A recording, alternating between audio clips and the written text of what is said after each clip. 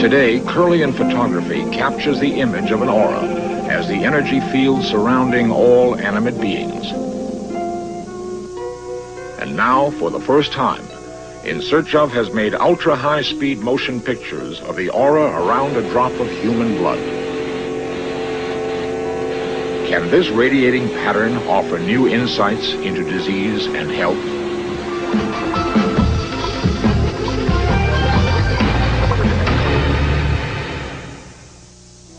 In almost every religious painting, a golden halo symbolizes divine power of healing. Many stories in the Bible suggest that Jesus' contemporaries could actually see a brilliant aura surrounding him. Here is the recreation of one such story. 2,000 years ago, the sick and lame flocked to the hills around Jerusalem, searching for a mysterious carpenter's son who performed miraculous cures. A rich woman, afflicted with terrible hemorrhaging, had wasted all her money on doctors. She heard that Jesus was passing nearby. "If I can touch only the hem of his robe," she said, "I will be cured." This is one story in which the Gospels agree. Jesus did not suspect what was about to happen. His healing power, or aura, seemed to have a life of its own.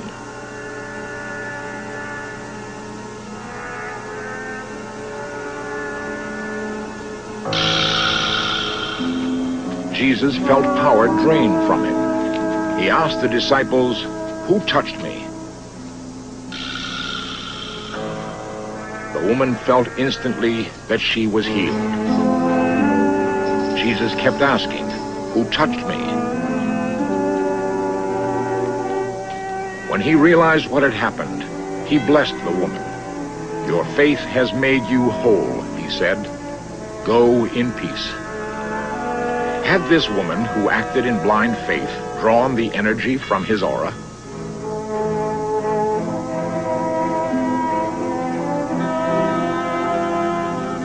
After Jesus' death, his disciples gathered to pray at the Feast of Pentecost. They recalled Jesus had promised to send the Holy Spirit to comfort and guide them.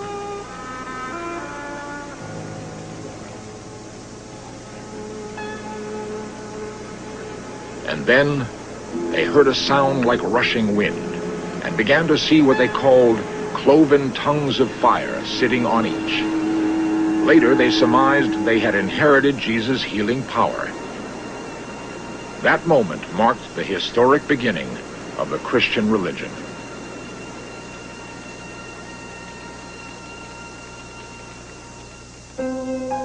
In Christian art, halos around the heads of saints were actually filled with gold leaf, a priceless commodity in any era. Historians have been unable to trace the origins of this tradition, which has shown a remarkable consistency over 2,000 years. The aura remained a purely psychological phenomenon until the end of the last century, with the pioneering work of W.J. Kilner. This brilliant surgeon, chief of X-ray experimentation at London's St. Thomas Hospital, was always popular with patients.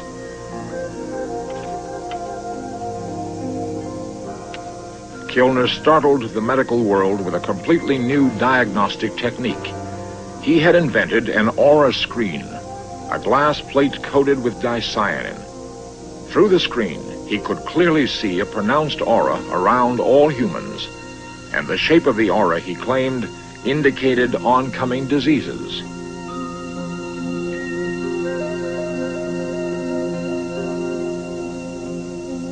Collecting thousands of case histories, he wrote long books on aura diagnosis, and yet no one else could see an aura through his screen. The medical world branded him a quack. Patients continued to come, however, because his aura diagnoses were accurate.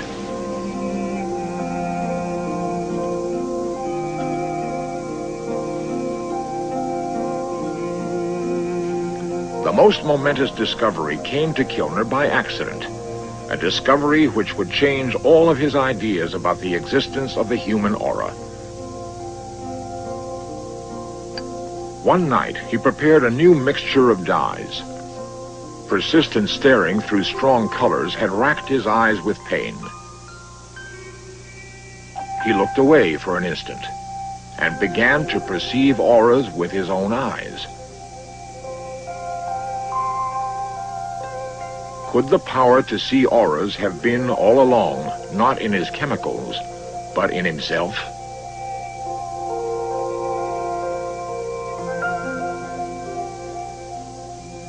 With no students who could carry on his work, Kilner was forgotten.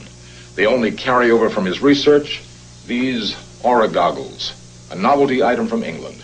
Supposedly, after wearing them for 10 minutes, one can see auras. However, at least for me, they don't produce anything unusual. The ability to see auras remains with a select few. In Search Of has located one individual who apparently has this gift. What's happening in the leg areas, the colors are dimmer. In modern-day Los Angeles, Janet and Eileen Charlton offer a unique service, aura counseling. Janet Charlton claims to see auras surrounding everyone, an ability which was not always a blessing.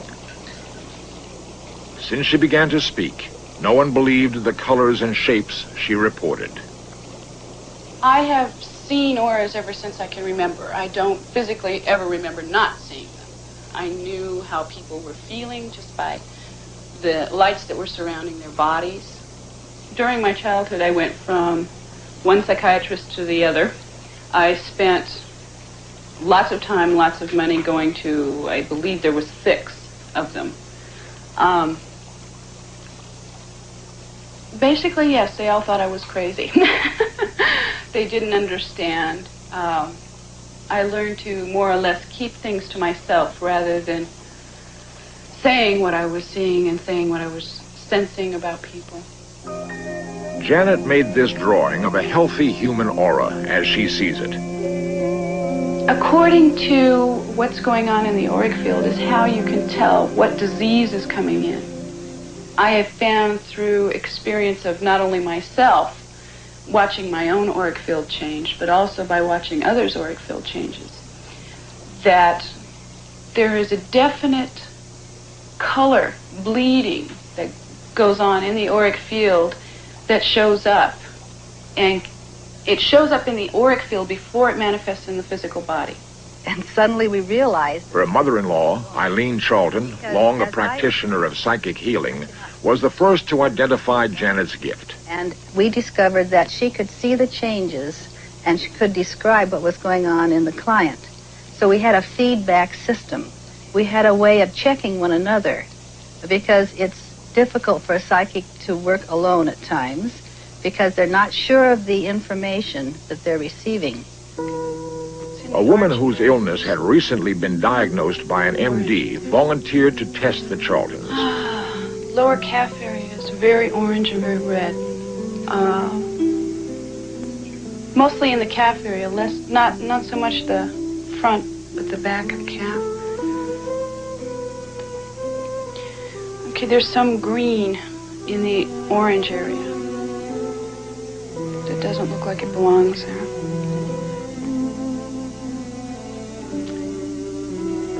You been having any constipation stuff? Anything like that? Okay. That's probably what that is.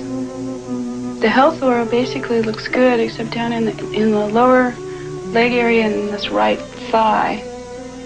And it's about 4 inches away from the body, whereas up in here it's about 7. So I'm channeling some energy.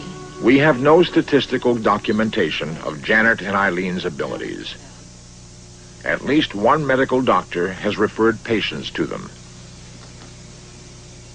Our test subject's reaction is one opinion. Well, the diagnosis is correct as far as the 3 things that have been bothering me were the legs and water retention and constipation. And they named those 3 things. So if I were to scale it, I would, I guess, honestly give it like a 90%. These pictures were taken with Kirlian photography, a controversial process which claims to give pictures of the aura.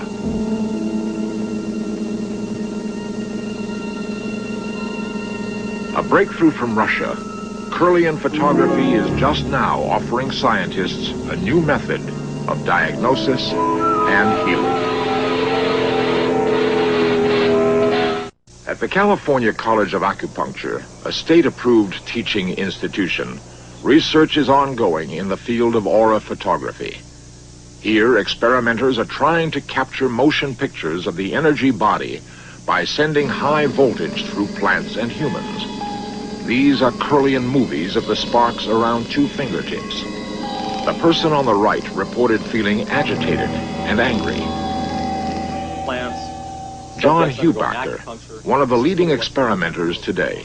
When we take a Kirlian photograph of a living object, it will always changes very dynamically, very much like we expect the human aura to change. And we believe that these changes do accompany, in human beings, physiological changes, changes of the body, changes of our state of health. We find changes with emotional state. It's a very complex thing that we're just learning about. Kirlian photography doesn't necessarily photograph the aura. It may be photographing a component of the aura. The aura, as clairvoyants claim to see it, does extend out quite a distance from the body.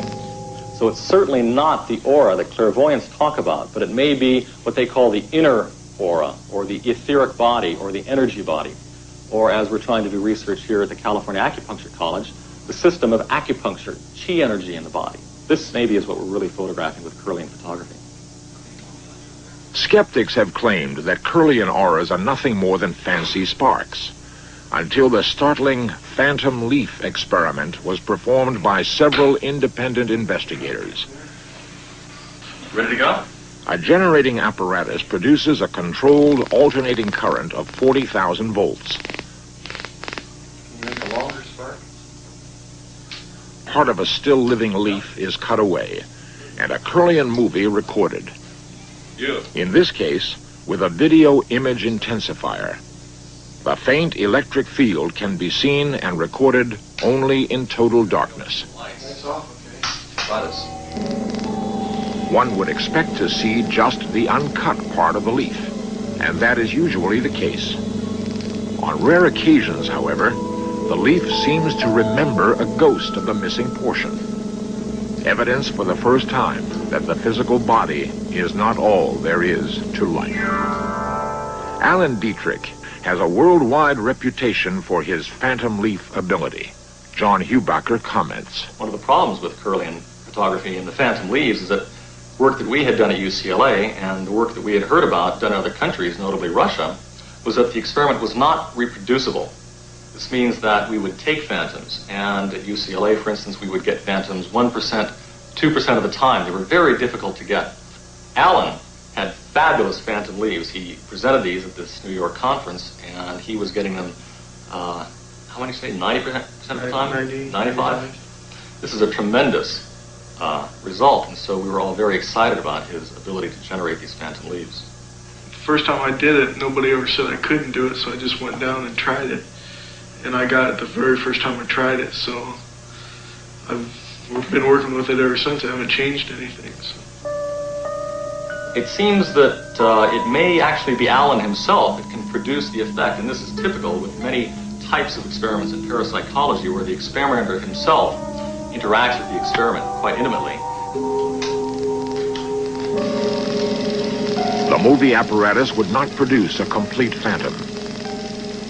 Alan Dietrich continued all night with still film. Here are 2 of his successes. In each case, half a leaf produced a complete image. Kirlian photography is now being combined with the ancient Chinese art of acupuncture. Preliminary results hint at a link between Kirlian images and the meridians of acupuncture. Experiments with volunteers are ongoing. The meridians on the feet, the lines of energy, tend to be fairly weak, so we don't expect a very strong discharge. Right now at the California Acupuncture College, that's exactly what we're trying to determine.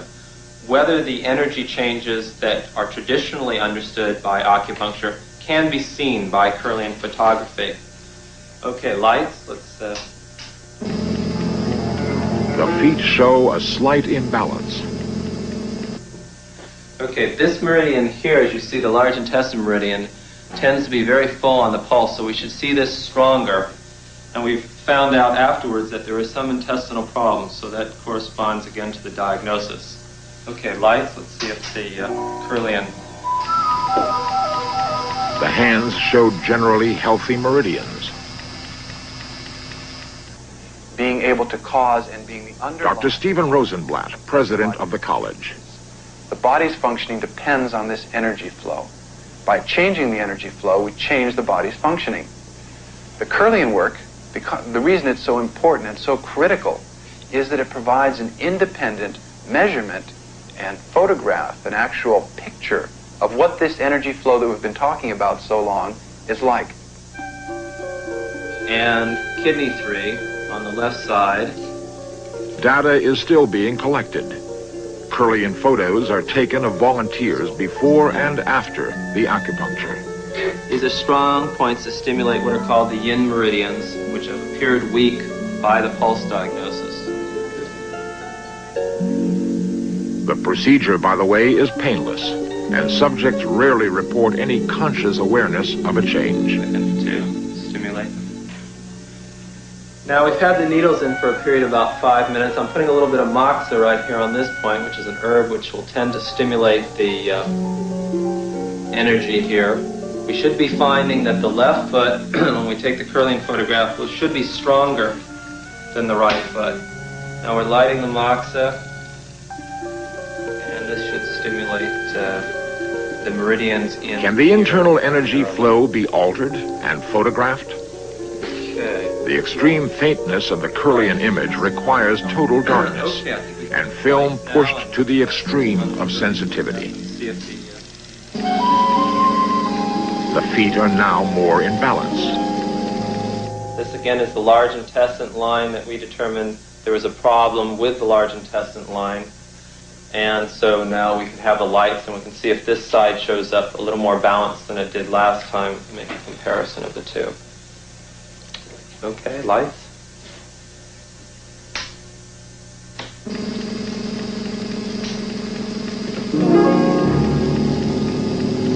The aura around the fingers is stronger. Because of the stress of the environment and other problems in modern life, the body is not perfectly healthy all the time, as we know. What acupuncture does is try and overcome some of these impediments, some of these blockages that occur in the system and return it to a state of balance or a state of flow. And what we're talking about flowing is qi. Qi is the Chinese word for this energy that we're talking about, this animate type of energy that causes the body to be alive and somehow different from the model that we have here. It has a certain life quality. It's this life force. The Chinese designated qi.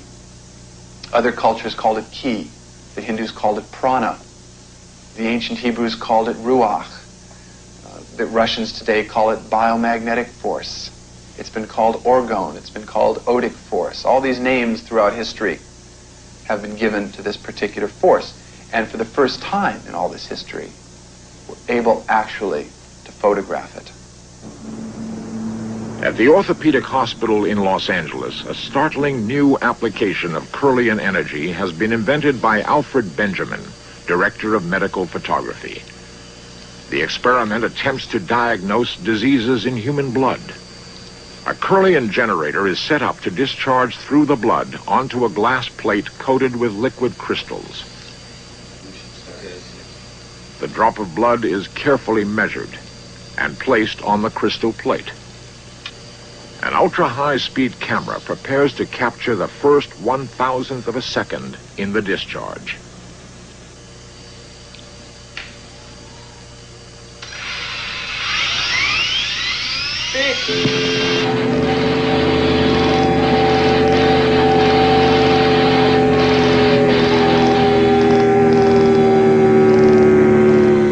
What we found out, generally speaking, is that normal blood, for instance, had a certain healthy, we call it, pattern, radiating waves coming from the center. They're usually very repetitive. You can repeat it again and again. While with cancer patients, we found the pattern itself is not there as pronounced and sometimes completely gone, disarrayed, no inner circle, no inner corona, and the radiating pattern is missing and bubbles appear, a lot of bubbles sometimes. So we found out there is a certain differentiation between so-called healthy blood and cancer blood on a great proportion. This investigation is preliminary. Alfred Benjamin is hopeful, however, that the elusive aura may yet fulfill its promise of healing power. Kirlian photography offers a great promise as a tool in the new horizons of medicine. Mystics and visionaries never doubted the existence of the aura.